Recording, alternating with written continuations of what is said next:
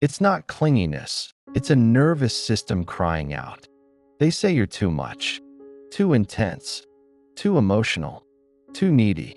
You text back too quickly. You notice tone shifts that others miss. You replay conversations in your head, obsessing over what you said wrong. They call it clingy.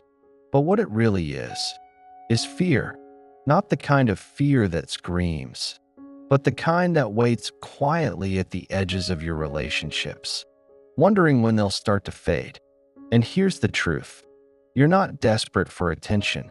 You're desperate for safety.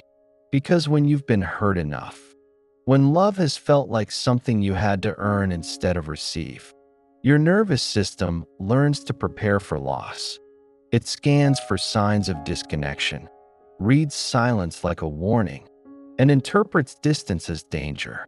So when they take longer to respond, you don't just think, they're probably busy. You think, did I do something wrong? Are they pulling away? Am I about to lose them? It's not paranoia. It's pattern recognition. Anxiously attached people don't cling because they want control. They cling because they fear collapse. And somewhere deep down, they believe that if they don't hold on, no one will stay. So they try harder, love louder, reach more. They send the double text. They ask if everything's okay, even when it probably is. They over-apologize for things that weren't even wrong. And then they hate themselves for it. Because anxious attachment comes with a cruel double bind.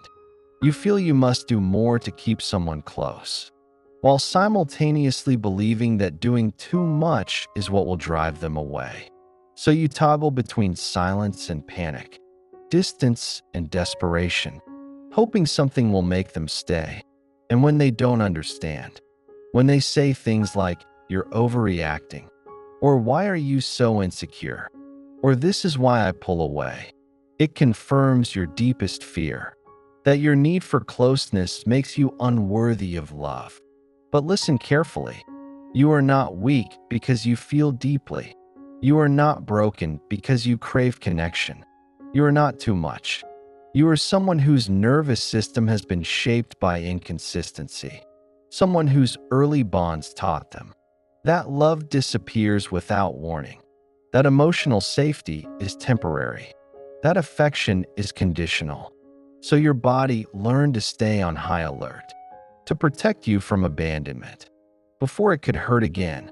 And now, even when someone isn't leaving, you feel like they might. Even when someone loves you, you struggle to believe it's real. It's not drama. It's defense. A way your inner child learned to survive. A world that didn't always feel emotionally safe. So before you judge yourself for being too much, before you silence your feelings to make others more comfortable, remember this. You didn't choose this pattern, but you can choose what comes next. Because your attachment style isn't a fixed identity. It's a response, a reflex, a coping strategy. And like any strategy, it can be understood, soothed, rewritten, but not through shame, not through silence, and definitely not through people who punish you for your sensitivity. What you need isn't to become less emotional. It's to feel emotionally safe enough that you don't have to scream for closeness. You need presence, reassurance, consistency, not intensity, not chaos, not people who love you with conditions. And the journey toward that kind of love starts not by trying to make them stay, but by learning why you've been so afraid they'd leave. That fear isn't weakness. It's intelligence. It's the echo of a younger version of you who once had to chase love to keep it alive. But you're not there anymore. You don't have to beg for the bare minimum. You don't have to abandon yourself to keep others around. You don't have to call it love when it feels like anxiety. This isn't about becoming less attached. It's about becoming less afraid. Because underneath the clinginess is a deep, unspoken truth. You just want to feel safe in love. And that is nothing to be ashamed of. They don't want to chase. but they're scared to be left behind. You think they like chasing. You think they enjoy the pursuit, the panic, the spiraling thoughts. But they don't. They hate how much they care. They hate how quickly silence makes them spiral. They hate the part of themselves that keeps refreshing the message thread, rereading the last text, wondering what they did wrong. They don't want to feel this way. They don't want to chase love. But the fear of being left behind feels so much worse than the shame of reaching out again. Because when you've lived your life believing love can vanish without warning, you become an expert at catching the signs before it does. The slight change in tone, the delay in response, the lack of enthusiasm you swear used to be there. To someone securely attached, it looks like overthinking. To the anxious heart, it feels like foresight. Because once you've been abandoned enough, emotionally or physically, you start to believe that staying hyper-aware is what protects you from pain. So no, they're not just being dramatic. They're trying to prepare for what they believe is inevitable, that the people they love will grow distant and then disappear. This is the inner world of anxious attachment. 1 minute, everything feels beautiful, connected, close. The next, a shift, a withdrawal, a disconnect so subtle others wouldn't notice. But they feel it like thunder, and they go from peace to panic in seconds. Not because they want drama, because their body believes danger is coming. The chase isn't about attention. It's about certainty. And when they don't get it, their minds start working overtime. Did I say too much? Maybe I pushed them away. If I just show how much I care, they'll stay. So they reach out. They send the text. They ask if everything's okay. And then, the self-hate kicks in. Why did I say that? They're probably annoyed with me now. I ruined everything. This is the pain of being anxiously attached. You know your reactions can feel overwhelming, even to you. But when you try to suppress them, the silence inside becomes deafening. You want closeness, but not just any closeness. You want safe closeness, reassuring closeness, the kind of connection that says, I'm not going anywhere, even when things get messy. But too often, they get the opposite. They get lovers who pull away the moment things get vulnerable, who misread their need for reassurance as manipulation, who say, you're smothering me, when all they really wanted to hear was, I care, and I'm not leaving. So what happens next? They start chasing harder, not because they're obsessed, but because now they're terrified. And when the person on the other end grows colder or vanishes without explanation, it reinforces what they always feared. See, I am too much. I should have been quieter, easier to love. It's not about logic. It's about survival. And when your attachment system is wired for high alert, you will do anything, even overextend yourself, just to feel emotionally safe again. But the tragedy is this. The very behaviors meant to keep them close are often the ones that drive others away. Not because they're bad, not because they're clingy, but because they've never known what it feels like to simply be loved without having to fight for it. So they keep trying, keep proving, keep shrinking themselves to become less needy while feeling emptier inside. But let me say this. If this is you, you don't have to keep performing for love. You don't have to be hyper-agreeable, always available, always proving you're worth staying for. You're allowed to want reassurance. You're allowed to ask for consistency. You're allowed to feel anxious, especially when love has been unstable in your past. Your feelings aren't flaws. They're information. And the right person won't punish you for your fears. They'll hold space for them without making you feel like you're too hard to love.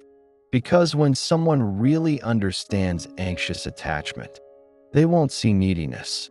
They'll see pain, history, longing, a heart that has loved deeply and been hurt for it. And that kind of heart doesn't need to be fixed. It needs to be felt. You're not here to beg for crumbs. You're not here to convince someone to stay. You're here to heal. So love no longer feels like a battlefield. And it starts by naming the truth. You never wanted to chase. You just didn't want to be left behind. Where it all began, the first time love felt conditional. It doesn't begin in adulthood. It begins long before the first heartbreak, before the first unanswered text, before the first partner who made you question your worth. It starts quietly, in rooms where your feelings were too big, in moments where your needs were met with silence, or worse, with punishment. You weren't born anxious. You became anxious. The moment love started feeling like a guessing game, the moment affection came with terms, the moment safety became something you had to earn, and the moment you learned that if you weren't careful, the people you depended on could disappear emotionally or altogether. This is where the anxious attachment system is born, not in drama, not in weakness, but in environments where connection was unpredictable. Sometimes they hugged you. Other times they ignored you. Sometimes they praised you. Other times they punished you for crying, for asking, for needing too much. You never knew what version of love you'd get, and so you learned to scan for signals, to manage their mood, their tone, their attention. You learned that love wasn't something you could rest into. It was something you had to work for. Pause. Maybe it was a parent who was emotionally unavailable, too caught in their own pain to be present for yours. Maybe it was inconsistency, love one day, rejection the next. Maybe it was neglect dressed up as tough love, or affection that disappeared the moment you expressed sadness. Maybe no one ever said it outright, but the message was clear. If you want to be loved, you have to be easy, quiet, pleasant, predictable. And so you became a version of yourself that was easier to love. You learned to anticipate, to please, to perform, not because you were manipulative, but because you were terrified of being too much. This is the wound anxious people carry. The belief that love will leave the moment they reveal their whole self. So they stay one step ahead. They keep the peace. They silence their needs until they explode. And then they shame themselves for being overly emotional. But that emotion isn't excessive. It's accumulated. Years of unmet needs. Years of pretending everything was fine. Years of being the emotionally responsible one, even as a child. So when you grow up and find yourself in relationships where you feel too sensitive, where you can't stop overthinking, where you feel like you need constant reassurance, it's not because you're broken. It's because your younger self never felt emotionally held. And now, you're still looking for the safety you never got. Not because you're weak, but because you're human. We are wired for connection. Our nervous systems were designed to regulate through others, to feel safe when held, to calm down when we're seen. But if your early experiences told you that closeness was unreliable, then of course you cling harder when you find it again. Of course you panic when it starts to fade. Of course you fear abandonment even when none has happened yet. Because your body remembers what your mind tries to forget. You didn't choose this response. You inherited it from a time when it made sense. A time when being hyper-aware of others' moods protected you. A time when self-sacrificing kept the peace. A time when the only way to feel safe was to stay small and stay alert. But now, you're not that child anymore. And it's time someone told you. It's not your fault. The way you attach is not a character flaw. It's a survival strategy. But you don't have to survive love anymore. You're allowed to feel safe in it.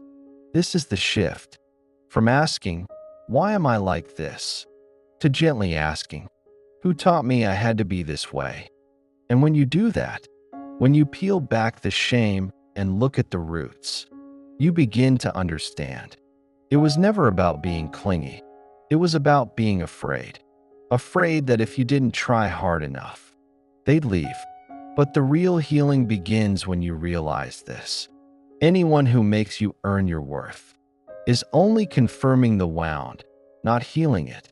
And your anxious attachment, it isn't asking you to chase people. It's asking you to turn inward, to find the younger version of you, who once believed love was conditional, and let them know they're safe now. They're not too much. They don't have to perform for love anymore. Because real love, secure love, isn't a reward for being easy. It's a place where you're allowed to feel everything and still be held. How their anxiety gets misread and why that hurts. It's one thing to feel anxious. It's another to feel misunderstood because of it. Because when someone with anxious attachment reaches out, they're not playing games. They're not trying to manipulate. They're reaching for connection. But to someone who doesn't understand that, it can look like neediness, insecurity, clinginess, even control. And that misreading, that moment when someone interprets your pain as a problem, it doesn't just sting. It confirms the fear you've carried your whole life, that your emotions are too much, that your love is a burden, that if you show your need, you'll be pushed away. So what do?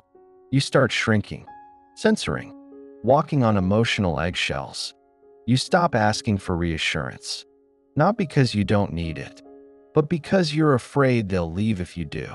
You become the master of silent panic, smiling while your mind spins, nodding while your heart races, pretending you're okay when you feel anything but.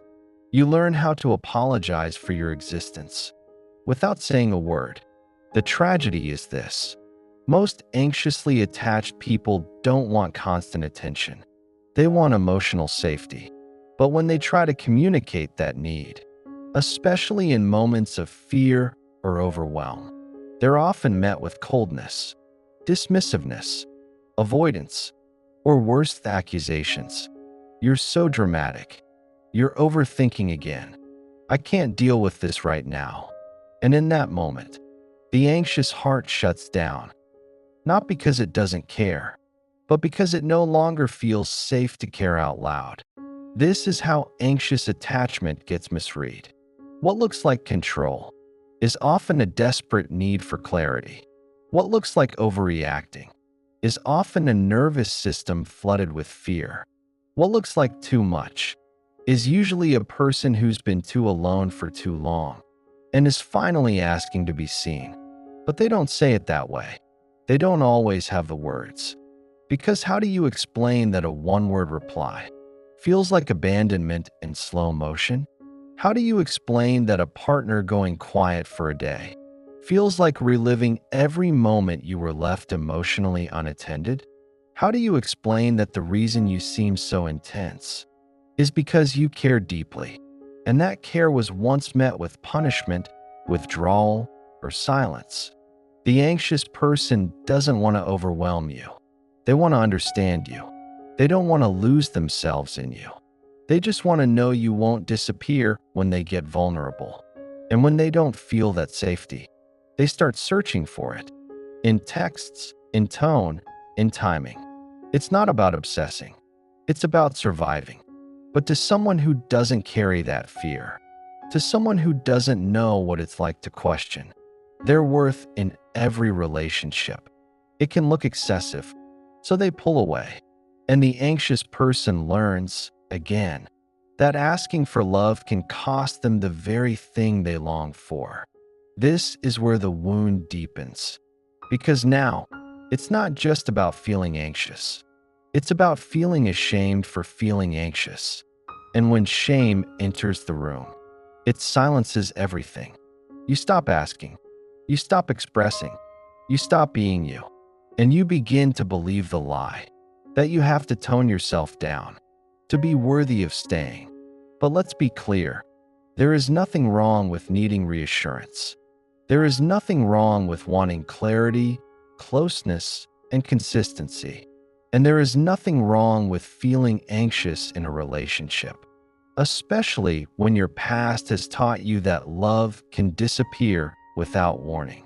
What's wrong is when someone uses your vulnerability against you, when they label your heart as a problem to be managed, instead of a story to be understood. Your anxiety is not the enemy. It's a signal, a flare from your younger self that says, "Please don't leave me in the dark again. Please don't disappear like they did. Please show me I'm safe to stay connected." And when you're with someone secure, someone emotionally attuned, they won't shame those signals. They'll answer them, not with perfection, but with presence. They'll say things like, "I hear you. I'm not going anywhere." It's okay to feel what you feel, because they know the more seen you feel, the less anxious you become. You don't need to become less emotional to be loved. You don't need to silence your needs to be worthy. What you need is a connection that doesn't punish you for your past, but helps you heal from it. And that begins by understanding your anxiety isn't a flaw. It's a history, one that finally deserves to be held, not misread what they really want and what they're terrified to ask for. They don't want chaos. They don't want drama. They don't even want to chase love. Not really. What they want is something simple, but not easy.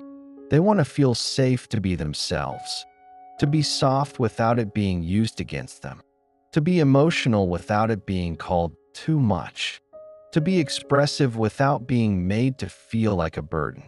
What they want is reassurance, but not the shallow kind, not the kind that's tossed out just to stop the conversation. They want the kind that's felt, the kind that comes with presence, not performance, the kind that says, "I see you, and I'm still here." But here's the thing. Most anxiously attached people will never say that out loud. They won't tell you how badly they want you to check in more, how much it soothes them just to hear, "I'm thinking of you."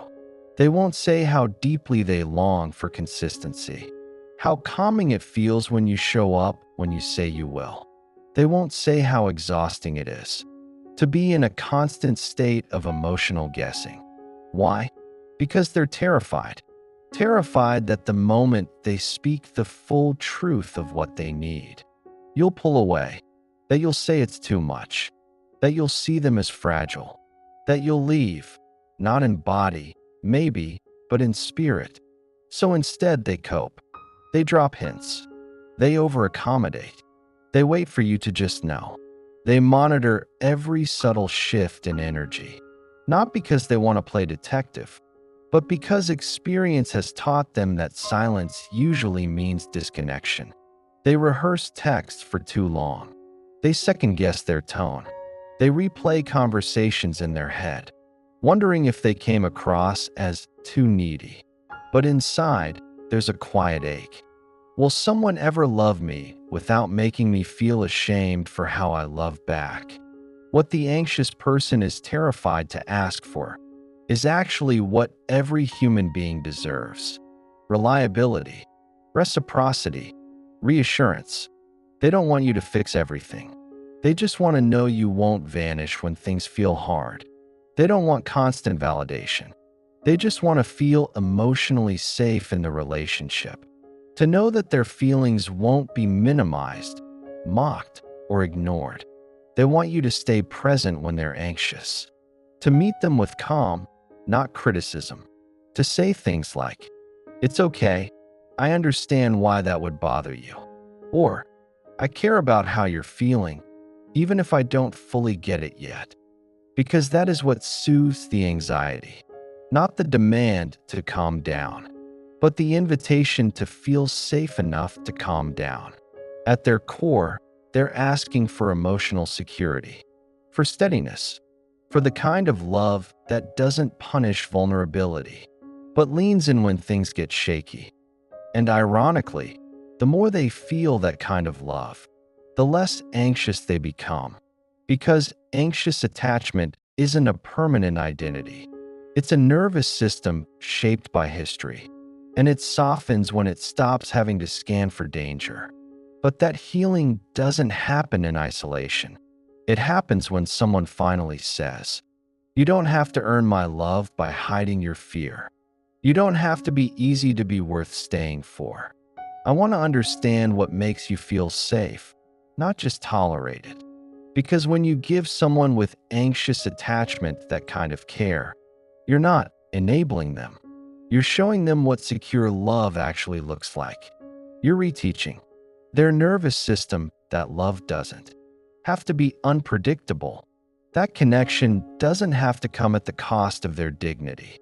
That they don't have to ask for crumbs, because they were always worthy of the whole table. And to the anxious heart reading this, or watching this, who has spent years walking on eggshells, who's learned to filter their emotions just to feel tolerable, who's been told they're too emotional, too sensitive, too needy. Here's the truth. You don't want too much. You want more than what you've been given. And that's not a flaw. That's your heart telling the truth. You want a love that feels safe to exhale in. One where you're not anxiously scanning the room for signs of rejection. One where your silence isn't punished and your honesty isn't weaponized. You want to feel held, not managed. And you deserve that. Not after you become more chill. Not after you shrink your needs into silence. Now, exactly as you are. Because the right person won't ask you to be less anxious. They'll help you feel less alone in it. What healing looks like, and what they need to finally feel safe. Healing doesn't mean you stop feeling. It means you stop fearing your feelings. It doesn't mean your anxious thoughts never show up again. It means they stop running the show. Because real healing for someone with anxious attachment isn't about becoming detached. It's about becoming securely connected, first to yourself, and then to others. And it begins with this. You stop chasing people who make you feel like you're too much. You stop begging for love from those who are only capable of rationing it. You stop calling inconsistency chemistry and emotional unavailability mystery. You learn how to return to yourself in the moments you used to abandon yourself for connection. That means when the silence comes, you don't assume the worst. When they pull away, you don't immediately blame yourself. When the anxiety rises, you know how to hold it, not run from it or spill it onto someone else. Because now, you've built something inside yourself that no one can take away. Inner safety. And for the anxiously attached person, inner safety is everything. It's what transforms emotional spiraling into grounded self-inquiry. It's what helps you pause, breathe, and regulate before reacting. It's what reminds you, I'm not in danger. I'm just in discomfort, and I can hold myself through it. But here's what healing doesn't mean. It doesn't mean you'll never want reassurance again. It doesn't mean you never feel the ache of abandonment. It doesn't mean you suddenly love uncertainty. It means you no longer need someone else to tell you you're lovable, because now you believe it yourself. And because of that, you start to choose differently. You stop entertaining people who send mixed signals.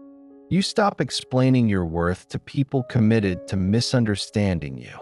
You stop trying to earn love through overfunctioning, people-pleasing, or perfectionism.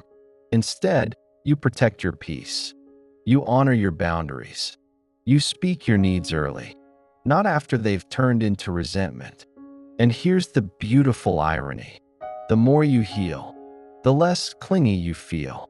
Not because your needs have disappeared, but because they're finally being met by you and by people who are actually capable of meeting you in your fullness. You no longer shrink to be digestible. You no longer tolerate emotional starvation. You no longer settle for uncertainty because you've learned what your nervous system actually needs to feel safe. Healing also means reparenting the younger you, the version of you who waited by the door, the one who worried that love would always disappear, the one who tiptoed around moods, read between silences, and learned how to be whoever they needed to be just to stay loved. You hold that version now. You whisper back, "You're not too much. You're not unlovable. You were just in environments that couldn't love you properly." And you stop seeking healing in the place that hurt you. You don't go back to the people who triggered your worst fears, hoping they'll finally give you peace. Because healing shows you, peace doesn't come from them. It comes from choosing differently. It comes from walking away the first time your anxiety is dismissed. It comes from staying grounded when your impulse is to chase. It comes from saying, "I deserve to be loved in a way that doesn't hurt." You may still feel anxious sometimes. That's okay. Healing isn't about perfection. It's about pattern interruption. It's about catching yourself sooner, soothing yourself faster, choosing better with more clarity and less chaos. You'll know you're healing when you feel triggered, but you don't self-abandon. You feel afraid, but you don't reach out just to stop the discomfort. You miss someone, but you don't mistake that ache for proof they're meant for you. You feel the silence, and instead of spiraling, you return to yourself. And finally, what does someone with anxious attachment truly need to feel safe and loved? They need consistency, not perfection. They need emotional responsiveness, not performative affection. They need space that doesn't feel like punishment. They need presence that doesn't feel like pressure. But most of all, they need a love that doesn't make them choose between honesty and belonging. A love that says, "I won't leave when you're vulnerable. I won't shame you for your needs. I want all of you, not just the parts that are easy." That love exists. But first, you have to become the person who believes they're worthy of it. You have to stop running from your anxiety and start listening to what it's trying to protect. You have to stop calling your sensitivity a flaw and start seeing it as your deepest form of truth. And you have to know, deep down, that what you're asking for isn't unreasonable. It's relational nourishment, and it's time you stopped starving.